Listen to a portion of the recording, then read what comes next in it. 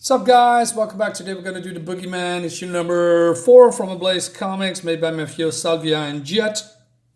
We continue the story, of course, as always. Skipping a page.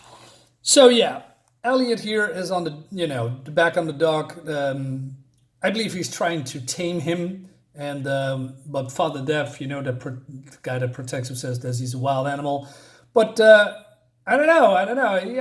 I think Elliott is onto something, but there's something weird here. So he's fleeing from the rest of the boogeyman that chases him, and then he bumps into this guy, and the dog suddenly attacks this guy without reason, I guess.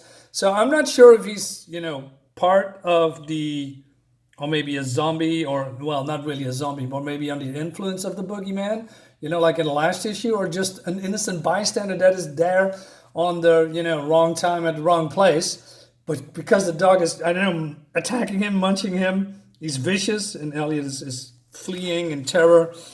And, but then he bumps into, how do you say? Lady Boogeyman?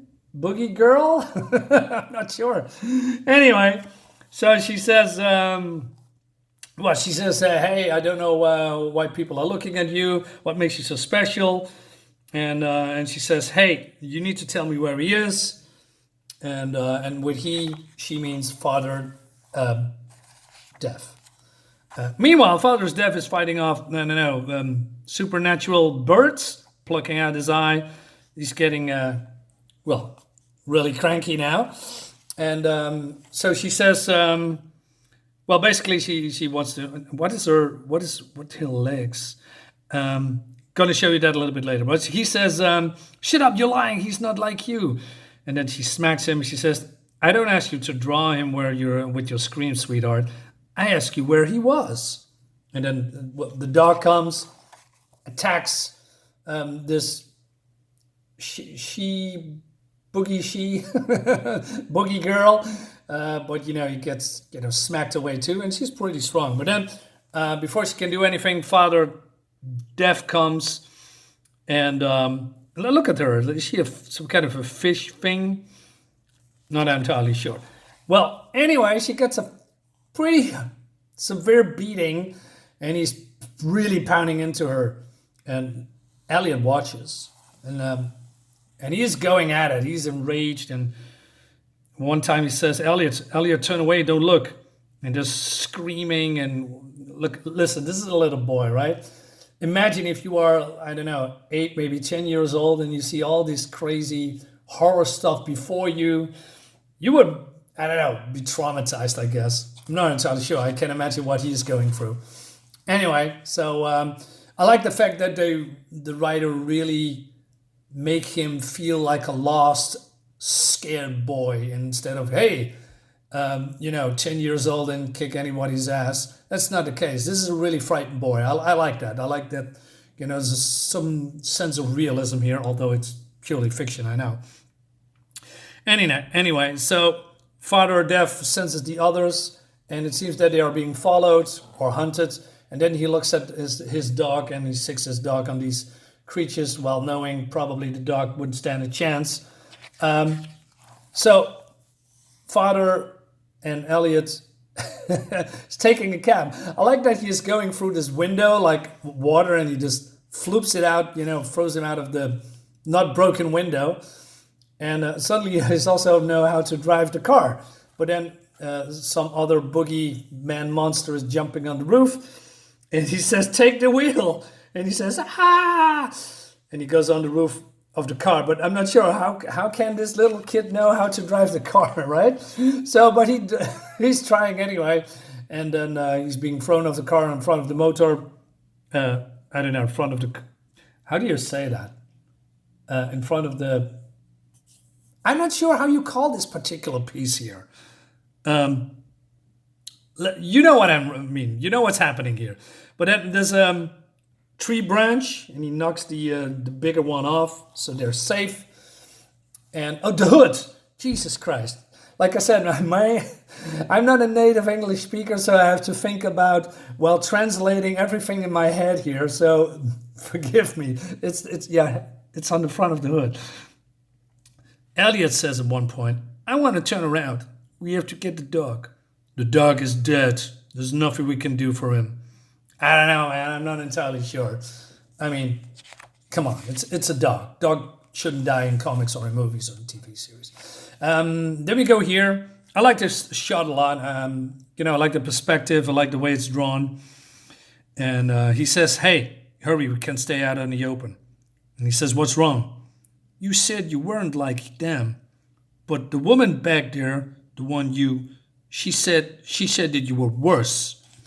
And so Boogeyman says, you know what I am, Elliott. You always have. You called for me. I want you to tell me. It's true. I probably was worse than the others. But that was a long time ago. A long, long time ago. So Elliott asked at one point, angry, why should I trust you? And why are you protecting me? Why me? So Father Death doesn't know why. So we see his origin. So it seems that he's around since the beginning, since forever. And he was always there when people were at their most miserable, the most evil, if you will. He says pushing them, talking about the humans, pushing them to destroy what they create. So this is in his prime, I guess, in his glory.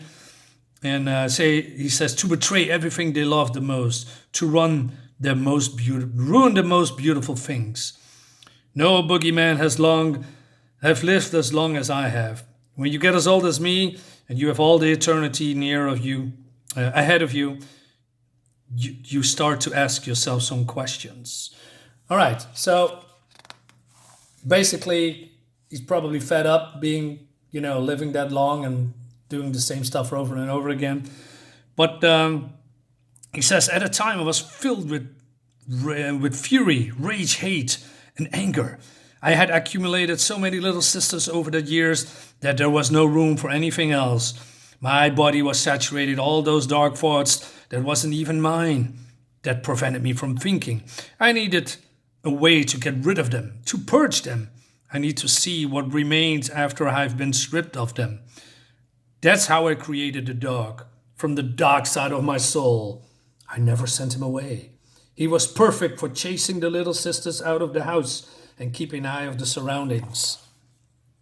He was my friend, but he also was the worst of me. Then you arrived. So yeah, he is, like I said, he didn't know what happened, but maybe purging the little sisters out of his system bit by bit changed him. And he felt, a connection with him because he saw Elliott grow up through the years and evolve, as he calls it. And so yeah, not really an explanation, but more like a feeling, fatherly figure, maybe protective side. I mean, if you are looking at the little sisters, those floaty little tiny black things, maybe you can turn that into testosterone. If you are younger, you are filled with, more cockiness. You are filled with testosterone. You're going to work out. You're going to go to the gym, or not, of course, but you are a little bit more uncontrolled.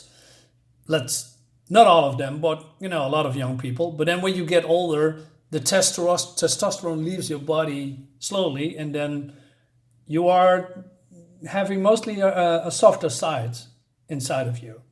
Speaking from experience, I guess. But yeah, that's my. I think that's what it is. I could be wrong.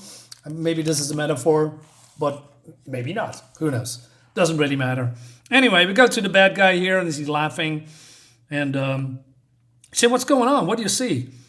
You're right, old lady. It's him or what's left of him. So he's probably reading or eating those little sisters from the dog. So the dog is probably dead, I guess.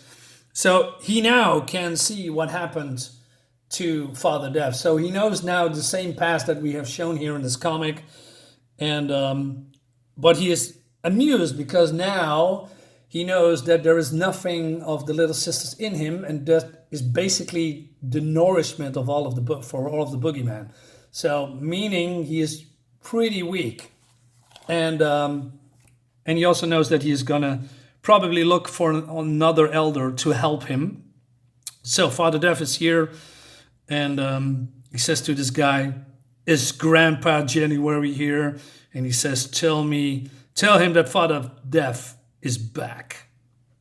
Okay, Father January, Grandpa January. So there's a whole season of those guys here, you know, February, March, April. I'm not sure. Anyway, I find this amusing. It's not, you know, I like the background, but it's not really that deep, if you know what I mean. So we're gonna find out in issue number 5. Is this the last one? I think so. But we're gonna find out, guys. Let me know if you are liking this comic, or maybe not. Maybe you think it's boring, or maybe you love it. Leave a comment, leave a like, and all that jazz. And I'll see you, of course, tomorrow. Next time. Bye-bye.